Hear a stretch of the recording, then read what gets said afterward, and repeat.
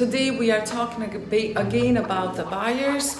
What are some of the questions buyer can ask before even start looking to buy a new place? And the first one starts with how much house you can afford. Buying a home can be challenging for the first timers. After all, there are so many steps, tasks and requirements, and you may be anxious about making an expensive mistake.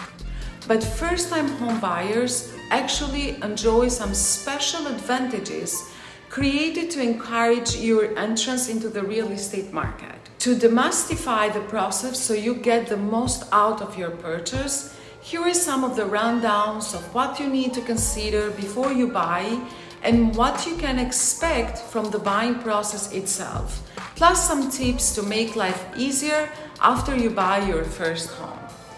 The very first 6 questions to consider before you buy, I will go through them, all of them, but if you have any questions or you need any explanation in depth, so you can just write me down in the comment below and I will make sure to reply to all of your questions. So the first step is to determine what your long-term goals are and how home ownership fits in with those goals. Perhaps you are simply looking to transform all those wasted rent payments into mortgage payments that give you something tangible, equity, right? Or maybe you see home ownership as a sign of independence and enjoy the idea of being your own landlord. Also, buying a home can be a good investment. Narrowing down your big picture home ownership goals will point you in the right direction. Here are the very first 6 questions you should ask to yourself even before considering to start looking for a home. The very first one is, how is your financial health? Before clicking through pages of online listings or falling in love with your dream home, do a serious audit of your finances. You need to be prepared for both the purchase and the ongoing expenses of a home. The outcome of this audit will tell you whether you are ready to take this big step or if you need to do more to prepare. So in order to achieve that, do these following steps. First, look at your savings.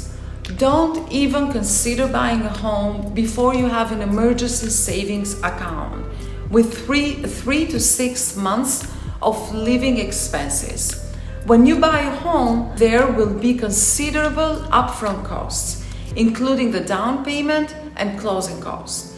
You need money put away not only for those costs, but also for your emergency funds. Lender will require it. One of the biggest challenges is keeping your savings in an accessible, relatively safe vehicle that will provide a return so that you are keeping up with inflation.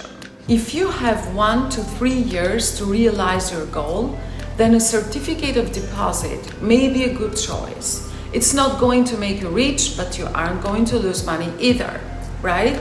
The same idea can be applied to purchasing a short-term bond on fixed income portfolio that will not only give you some growth, but also protect you from different movements of the stock market. If you have 6 months to a year, then keep the money liquid.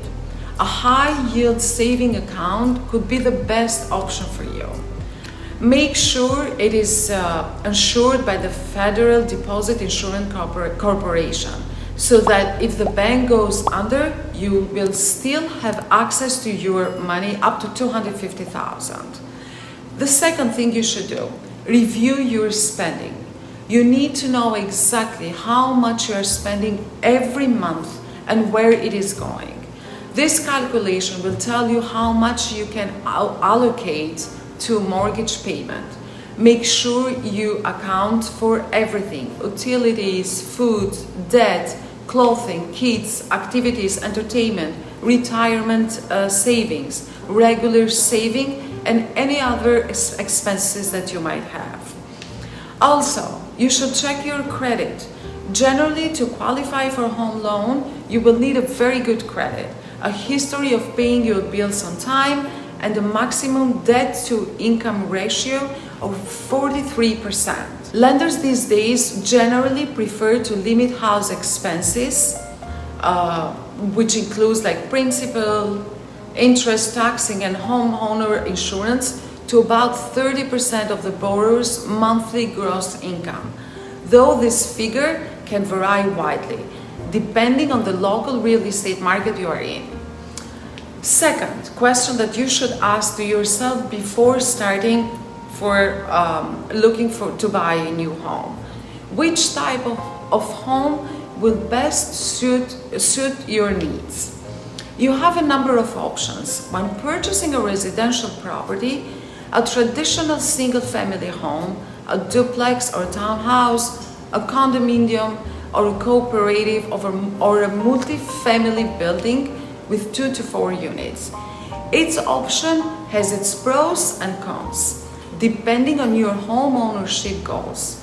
So you need to decide which type of property will help you reach those goals. You can save on the purchase price in any category by choosing a fixer-up. The amount of time, sweat, equity, and money required to turn a fixer-upper into your home dream might be a lot more than you are looking for. Question number 3. Which specific features do you want your ideal home to have? While it is good to retain some flexibility in this list, you are making perhaps the biggest purchase of your life, and you deserve to have that purchase fit both your needs and wants as closely as possible. Your list should include basic desires like size, neighborhood, all the way down to smaller details like bathroom layout, a kitchen fitted with durability appliances. By scanning the real estate websites, you can find and get help and a sense of pricing and availability of properties offering the features that are most important to you. Question number 4. How much mortgage do you qualify for?